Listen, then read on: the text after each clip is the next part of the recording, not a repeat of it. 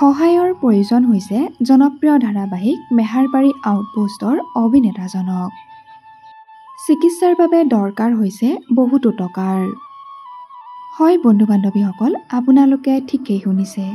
জনপ্ৰিয় ধাৰাবাহিক বেহাৰবাৰী আউটপোষ্টত তিৱাৰীৰ চৰিত্ৰত অভিনয় কৰা জোনমণি ভূঞাৰ এটি দুখৰ খবৰ। দুৰ্বৃত্তই আক্ৰমণ কৰি গুৰুতৰভাৱে আহত কৰে বেহাৰবাৰী আউটপোষ্টৰ তিৱাৰী খ্যাত জোনমণি ভূঞাক। তেখেতৰ আৰ্থিক অৱস্থা বৰ বেছি সচ্ছলো নহয়। উন্নত চিকিৎসাৰ বাবে দৰকাৰ হৈছে যথেষ্ট পৰিমাণৰ টকাৰ। ৰাইজৰ পৰা সহায় বিচাৰিছে এতিয়া বেহাৰবাৰী আউটপোষ্টৰ এই অভিনেতাজনে।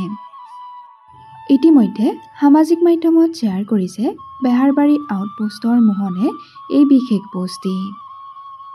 আমাৰ চেনেলৰ তৰফৰ পৰা অভিনেতা জোনমণি ভূঞাৰ সোনকালে সুস্থ হোৱাৰ কামনা কৰিছোঁ।